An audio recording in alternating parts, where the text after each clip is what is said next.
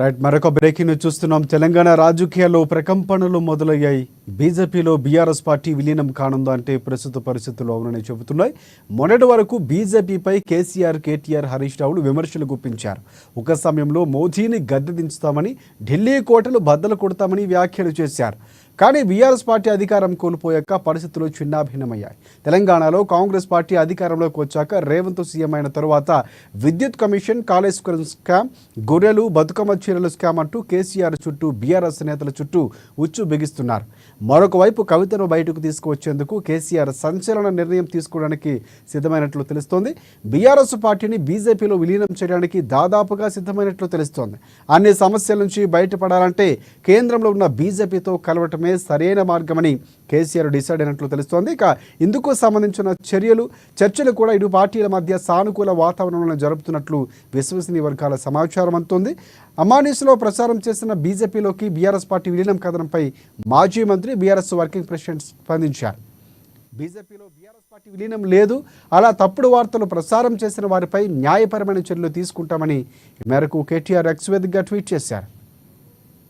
ఇక ఇదే అంశానికి సంబంధించి మరిన్ని అప్డేట్స్ అందించేందుకు మా ఇన్పుట్ ఎట్ శ్రీనివాస్ మనకి ఫోన్ లైన్లో సిద్ధంగా ఉన్నారు. సో శ్రీనివాస్, చెప్పండి. చాలా వరకు గతంలో నుంచి కూడా పూర్తిగా నిప్పు ఉప్పులాగా ఉన్నటువంటి రెండు పార్టీలు, మోదీ వస్తే విమర్శలు చేసినటువంటి ఫ్లగార్డులు ఎక్కడికక్కడ నిరసనలు తెలిపినటువంటి బీఆర్ఎస్ పార్టీ ఏదైతే ఉందో బీజేపీలో చేరటువంటి దాదాపుగా ఖాయమైపోయిందని వార్తలు వస్తున్నాయి. దీనికి కేటీఆర్ కూడా చెక్ పెట్టారు. పూర్తి అప్డేట్స్ ఏంటి?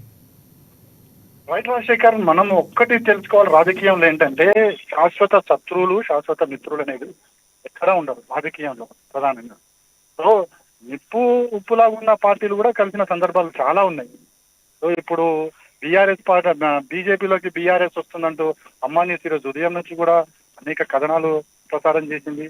సో దానికి సంబంధించి మనం గతంలో ఏదైతే ఢిల్లీలో జరుగుతున్న రాజకీయ పరిణామాలు కావచ్చు, రాష్ట్రంలో జరుగుతున్న రాజకీయ పరిణామాలు కావచ్చు, అదేవిధంగా ఆ పార్టీ నేతలు ఇస్తున్న సమాచారం మేరకు మాత్రమే ఇదంతా కూడా జరుగుతుంది.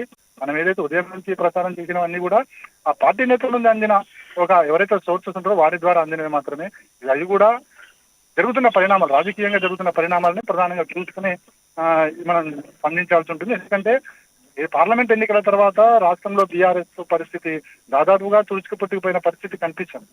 సో ఇప్పుడు ఈ నేపథ్యంలోనే బీఆర్ఎస్ పార్టీ బీజేపీని టార్గెట్ కాకుండా కాంగ్రెస్ పార్టీని టార్గెట్ చేస్తూ వచ్చినట్టు జాతీయ స్థాయిలో కావచ్చు లేదా రాష్ట్ర స్థాయిలో కావచ్చు.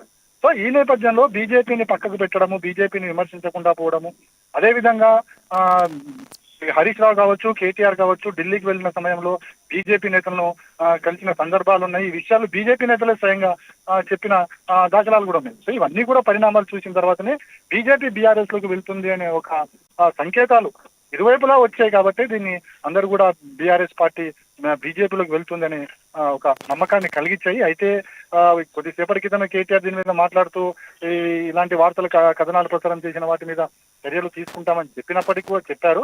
అయితే ఓకే, దీంట్లో మనం ఒకటి చూడాల్సిన అవసరం ఉంది. ఎందుకంటే రాజకీయ పార్టీలో చాలా సార్లు చాలా రకాలుగా చెప్పారు. మరుసటి రోజు లేకపోతే ఒక 2 రోజుల తర్వాత మీడియా ఏదైతే ప్రసారం చేసిందో అవే జరుగుతొచ్చి అప్పుడు వాళ్ళు ఎవరు కూడా మాట్లాడిన పరిస్థితి. బహుశా ఇప్పుడు కూడా అదే జరుగుతుండొచ్చు. ఈ రోజు కాకుండా రేపు ఎప్పుడో ఒకసారి ఈ విలీనం తప్పదు అనేది మాత్రం పార్టీల్లో కింది స్థాయి నుంచి వస్తున్న ఇది మాటలే తప్ప ఎక్కడా కూడా మనం కానీ మీడియా ఛానల్స్ కానీ ఎక్కడ కూడా స్వయంగా ప్రకటించింది కాదు. ఎందుకంటే ఆ పార్టీ నుంచి వస్తున్న ఇవి మాత్రమే. సో ఇప్పుడు బీఆర్ఎస్ పార్టీ బీజేపీలో చేరుతుందా అంటే ఇప్పటికిప్పుడు చెప్పలేం. కానీ అయితే ఒకటి మాత్రం నిజం, ఏదైతే ఎన్నికల తర్వాత, స్థానిక సంస్థల ఎన్నికల తర్వాత ఇది మార్పు కనిపించవచ్చు అనేది మాత్రం తెలుస్తుంది. చూడాలి మరి. ఇప్పుడు కాకుంటే రేపన్నా సరే కలిసే అవకాశాలు ఉన్నాయి. ఏదైతే కవిత విషయంలో పార్టీ చాలా ఇరుకున పడుతుంది. కవిత జైల్లో ఉన్నందువల్లే పార్టీ మీద చెడు ప్రభావం పడింది, అంటే నెగిటివ్ ప్రభావం పడింది, తద్వారా ఓటమికి కారణమయ్యారు అని చెప్పేసి కూడా ఒక వ్యాఖ్యలైతే వినిపిస్తుంది. అంతేకాదు, ముఖ్యంగా ఒక ముఖ్యమంత్రి హోదాలో ఉన్నప్పుడు కూడా ఈ లిక్కర్ స్కామ్ కేసుకు సంబంధించిన ఏ విధంగా కూడా కవితను బయటికి తీసుకురాలని పరిస్థితి. ఇది ఒకటే కాదు, మనకి ఏదైతే మాజీ ముఖ్యమంత్రి కేసీఆర్ మీద ఏదైతే విద్యుత్ కమిషన్ వేయడం కావచ్చు, లేకపోతే మేడిగడ్డ స్కామ్ కు సంబంధించి సిట్టింగ్ జడ్జితో విచారణ జరిపించడానికి కావచ్చు, లేకపోతే బతుకమ్మ చీలకు సంబంధించింది కావచ్చు, ఇలా మొత్తం చూసుకుంటూ పోతే కనుక బీఆర్ఎస్ పార్టీ ఇరుకున పడే అవకాశాలు ఎక్కువగా కనిపిస్తున్నాయి. సో ఇలాంటి వాటి నుంచి బయటపడాలి అంటే ముందు నుంచి బీఆర్ఎస్ పార్టీ కాదు, ఏ పార్టీ అన్నా మనకి చెప్తున్నది ఒకటే, బీజేపీ కేంద్రంలో బీజేపీతో ఉంటే గనక ఆ కేసులు కావచ్చు, ఈడీ దాడులు కావచ్చు ఏవి ఉండవు అని చెప్పేసి పదే పదే రాజకీయ పార్టీలు చెప్తున్నాయి, నేతలు చెప్తున్నారు. మనకి అందుకు దాఖలా నిదర్శనాలు కూడా మనకి అనేక మన కళ్ళ ముందే కనిపిస్తున్నాయి. ఎందుకంటే బీజేపీతో సఖ్యతగా ఉన్న పార్టీలకు ఏ పార్టీ మీద కూడా ఇప్పుడు కూడా ఈడీగా రైట్స్ కానీ లేకుంటే సిబిఐ రైట్స్ కానీ ఎప్పుడు కూడా జరగలేదు, ఈ పార్టీలు చెప్తున్నమాట.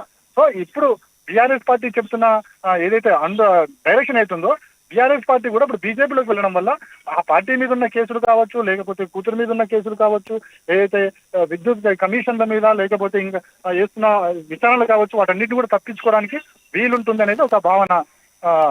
అది వార్షికారు నేపథ్యంలో ఇక్కడ బీజేపీ పార్టీకి సంబంధించి కిషన్ రెడ్డి కానీ, బండి సంజయ్ కానీ, అలాగే ఈటెల రాజేందర్ కానీ వ్యతిరేకిస్తున్నట్లు కూడా వార్తలు ప్రసారం అవుతున్నాయి. మనకు అందుతున్నటువంటి సమాచారం ప్రధానంగా మీడియాకు లీకులు అయితే వస్తున్నాయి. ఆ పార్టీ వారు ఇస్తారు, మళ్ళీ కాదంటారు. ఎందుకంటే గతంలో కూడా మనం చూసాం, పార్టీల మార్పు సందర్భంలో కూడా పార్టీ మారమని రాత్రి చెప్పిన వాళ్ళు ఉదయానికే పార్టీ కండువాలు మార్చినటువంటి సందర్భాలు కూడా ఉన్నాయి. సో ఇది ఒక డైవర్షన్ పాలిటిక్స్. సో ఈ సబ్జెక్ట్ వేరే అయినా కూడా పూర్తి స్థాయిలో చూసుకుంటే ఇప్పుడు గతంలో ఉన్న పరిస్థితులు, ఇప్పుడు పరిస్థితులు చూసుకుంటే నిజంగా తెలంగాణ ఉద్యమం అంటే తెలంగాణ గొంతుగా వచ్చినటువంటి పార్టీ విలీనం చేస్తే కనుక పూర్తిగా ఆ స్థాయిలో మళ్ళీ కేటీఆర్ భవిష్యత్తు కానీ ఇవన్నీ ప్రశ్నార్థకరం అవుతుంది. సో అలాంటి ఒక సాహసమైన నిర్ణయం తీసుకునే అవకాశం ఉంది, బీజేపీ నేతలు అంగీకరించే అవకాశాలు ఉన్నాయి అనుకోవచ్చు మనం ఇప్పుడున్న పరిస్థితులు చూస్తే కనుక. ఒకటి మనం చూడాల్సింది ఏంటంటే విలీనానికి సంబంధించి ఒకవైపు కథనాలు వస్తున్నాయి, మరోవైపు ఆ పార్టీలోన ముఖ్య నేతలు అంటే బండి సంజయ్ కావచ్చు, ఈటల రాజేందర్ కావచ్చు, లేదా కిషన్ రెడ్డి కావచ్చు, వీళ్ళు వ్యతిరేకిస్తున్నారని మాత్రం ఒక సమాచారం అయితే అందుతుంది. ఎందుకంటే ఒకవేళ గనక బీఆర్ఎస్ పార్టీ గనక బీజేపీలో విలీనం అయితే గనక కేసీఆర్ కానీ లేకుంటే కేటీఆర్ కానీ హరీష్ రావు కానీ వాళ్ళ కీలక బాధ్యతలు అప్పగించాల్సిన అవసరం ఉంది. ఒకవేళ కనుక వాళ్ళ కీలక బాధ్యతలు అప్పగిస్తే ఇక్కడ పార్టీని నమ్ముకుని ముందు నుంచి ఉన్న వాళ్ళ పరిస్థితి ఏంటనేది కూడా వాళ్ళ బీజేపీలో వినిపిస్తున్న ప్రశ్న. సో ఈ నేపథ్యంలోనే వీళ్ళు వ్యతిరేకిస్తున్నారని చెప్పొచ్చు. మరొకటి, ఎప్పుడైతే కేసీఆర్ అధికారంలో ఉన్నప్పుడు బండి సంజయ్ మీద బీఆర్ఎస్ పార్టీ అధికార ప్రభుత్వం ఉన్నప్పుడు పూర్తి స్థాయిలో దాడులు చేసినంత పని జరిగింది. బండి సంజయ్ని ఎక్కడెక్కడ అరెస్ట్ చేయడం కావచ్చు, ఆ తర్వాత ఆయనని హరాస్మెంట్ చేయడం కావచ్చు, పోలీసులు అరెస్ట్ చేయడం కావచ్చు, అన్ని చూశారు. సో ఇది వ్యక్తిగతంగా తీసుకున్న బండి సంజయ్ వ్యక్తిగతంగా ఈ విషయాలన్నింటి కూడా తీసుకోవడం జరిగింది. అందుకోసమే బండి సంజయ్ వ్యతిరేకిస్తున్నారు. ఇక ఈటల రాజేందర్ పరిస్థితి మనకు తెలిసిందే. బీఆర్ఎస్ పార్టీలో ఒక కీలక నేతగా నంబర్ 2 నేతగా పార్టీలో నంబర్ 2 నేతగా ఎదిగిన ఈటల రాజేందర్ ను పూర్తి స్థాయిలో అవమానించి పార్టీ బయట నుంచి వెళ్ళగొట్టిన పరిస్థితి.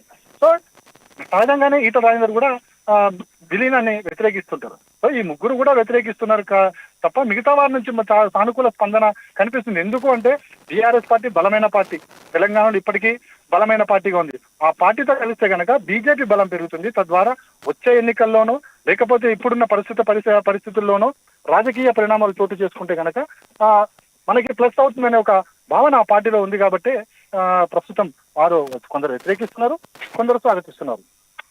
నాశిక. Yes, right. Thank you. Thanks for updates, Srinivas.